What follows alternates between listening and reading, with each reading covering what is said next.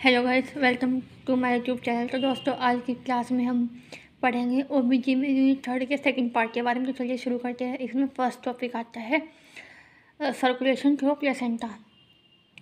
तो चलिए इसके बारे में पढ़ते हैं।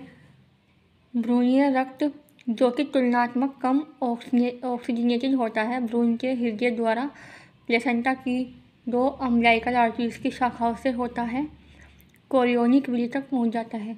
कोरियोनिक विली के समीपी ब्लड साइनस इंटरविलियस स्पेस होता है। इसमें मैटरनल ब्लड भरा होता है। यह मैटरनल ब्लड फीटल ब्लड की तुलना में उच्च पोषक एवं ऑक्सीजनेटेड होता है। ब्लड में पदार्थों के आदान प्रदान के पश्चात शुद्ध रक्त एवं अम्बिलिकल वेन द्वारा भ्रूण के हृदय तक पहुंचा दिया जाता है, जहां से वह संपूर्ण भ्रूण को वितरित कर दिया जाता है। अशुद्ध या डीऑक्सीजनेटेड ब्लड मात्र शिराओं मैटरनल वेन्स द्वारा डेसिडुआ की ओर आ जाता है एवं मदर के शरीर में परिसंचित हो जाता है। तो इसी के साथ ये टॉपिक कंप्लीट होता है। और अब बात करते हैं नेक्स्ट टॉपिक के बारे में, जो कि है functions of placenta.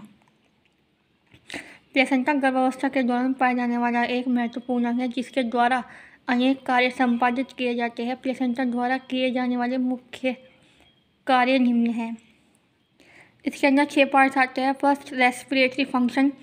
Second, nuclear function. Third, excretory function. Fourth, protective function. Fifth, production of hormone. Six and the last आता है हमारा प्रोडक्शन ऑफ इम्यूनिटी। तो चलिए अब बात करते हैं इनके बारे में। तो फर्स्ट है हमारा रेस्पिरेटरी फंक्शन।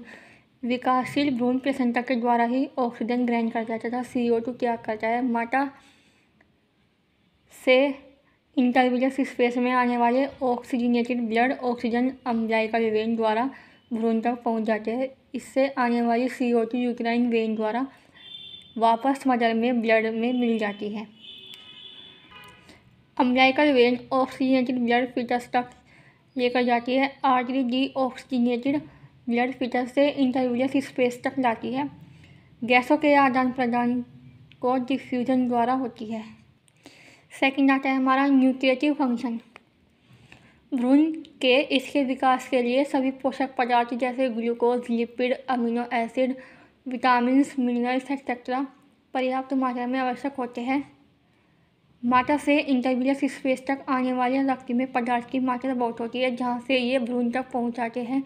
इस प्रकार स्पष्ट है कि प्लेसेंटा फीटस की पोषण संबंधी पोषण आवश्यकताओं की पूर्ति में महत्वपूर्ण भूमिका निभाती है। गर्भावस्था शिशु के भिन्न भिन्न पोषक पदार्थ का स्थानांतरण भिन्न भिन्न विधियों द्वारा होता है। For example, active transport, simple diffusion etcetera. Third topic आता है हमारा एक्सक्रीटरी फंक्शन। भ्रूण के वेस्ट प्रोडक्ट जैसे urea, uric acid, creatinine etcetera placenta द्वारा माता के ब्लड तक पहुंचा जाता है। यह प्रक्रिया साधारण विसरण, जिसे हम सिंपल डिफ्यूजन कहते हैं, द्वारा पूर्ण होती है। फोर्थ है हमारा प्रोटेक्टिव फंक्शन। प्लेसेंटा माता एवं फीटस के मध्य अवरोधक मीन्स बैरियर के रूप में कार्य करती है। यह माता के रक्त में मौजूद कई हानिकारक कारकों को भ्रूण तक ले जाने से रोककर उसकी सुरक्षा करती है। हालांकि माता एवं भ्रूण के मध्य पाए जाने वाले बैरियर इनकम्प्लीट होता है। यही कारण होता है कि कई हानिकारक एजेंट्स जैसे rubella virus, measles virus, polio virus, tuberculosis आदि प्लेसेंटा बैरियर को पार कर माता से भ्रूण तक पहुंच सकते हैं।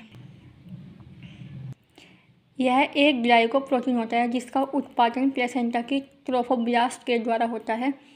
रासायनिक तथा कार्यात्मक रूप से यह पीयूष ग्रंथि द्वारा स्रावित ल्यूटियाइजिंग हार्मोन के समान होता है। इसके द्वारा निम्न कार्य संपादित किए जाते हैं। प्रेगनेंसी के प्रथम 6 वीक्स तक कॉर्पस ल्यूटियम का मेंटेनेंस या डेवलप करना। कॉर्पस ल्यूटियम द्वारा प्रोजेस्टेरोन नामक हार्मोन के सिक्रेशन को प्रेरित करना। यह अप्रत्यक्ष रूप से नर भ्रूण के बाह्य जननांगों के विकास में भी सहायक होता है। सेकंड आता है ह्यूमन लैक्टोजन हार्मोन। यह हार्मोन प्लेसेंटा की ट्रोफोब्लास्ट के द्वारा उत्पादित होता है तथा इस हार्मोन को ह्यूमन कोरियोनिक सोमैटोमेमोग्लोबिन के नाम से भी जाना जाता है। यह भ्रूण की ओर अमीनो एसिड, ग्लूकोज आदि पोषक पदार्थों के स्थानांतरण में सहायक होता है। थर्ड आता है हमारा एस्ट्रोजन हार्मोन। इसका उत्पादन प्लेसेंटा की ट्रोफोब्लास्ट के द्वारा होता है। एस्ट्रोजन के निम्न कार्य है।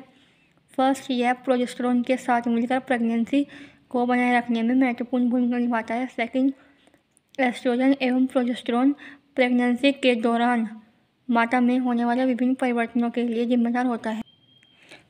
फोर्थ आता है हमारा प्रोजेस्टेरोन। प्रेगनेंसी के शुरुआती 1 वीक तक तो यह हार्मोन कॉर्पस ल्यूटियम के द्वारा स्रावित होता है।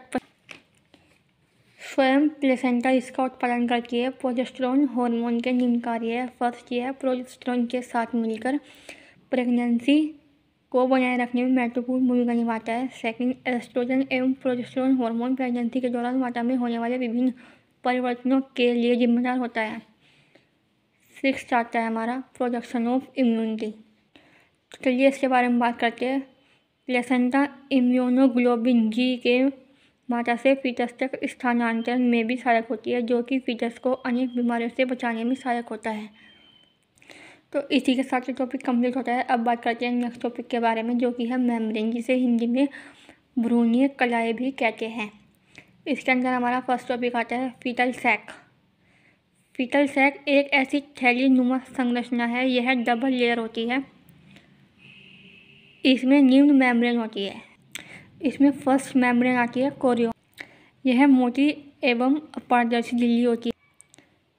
यह गर्भाशय भित्ति यूट्राइन बोनिया डेसिडुआ बेसिलस से नीचे स्थित रहती है। यह कोरियोनिक प्लेसेंटा का आधार भाग बनाती है। कोरियन भ्रूणीय कोश की बाहरी परत होती है। इसका निर्माण ट्रोफोब्लास्ट लेयर द्वारा होता है।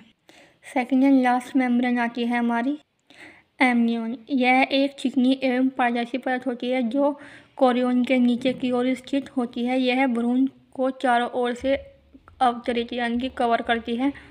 यह कैविटी का निर्माण करती है। यह कैविटी एम्नियोनिक कैविटी कहलाती है। एम्नियोन का निर्माण एम्नियोजेनिक सेल्स द्वारा होता है, जो कि फर्श को छोड़कर शेष भाग में ट्रोफोब्लास्ट द्वारा उत्पन्न होती है। परिवर्धन के समय एम्नियोन पैराइटल एक्स्ट्रा एम्ब्रियोनिक मेसोडर्म से घिरी होती है। तो दोस्तों आज की वीडियो में इतना ही। इससे आगे की क्लास में इसका थर्ड पार्ट हम कल पढ़ेंगे। आई होप आपको यह समझ में आ गया होगा। तो फ्रेंड्स वीडियो अच्छी लगी तो वीडियो को लाइक, शेयर और चैनल को सब्सक्राइब जरूर करें। गाइस प्लीज़ सपोर्ट कीजिए इस चैनल को। So thank you so much guys for watching this video.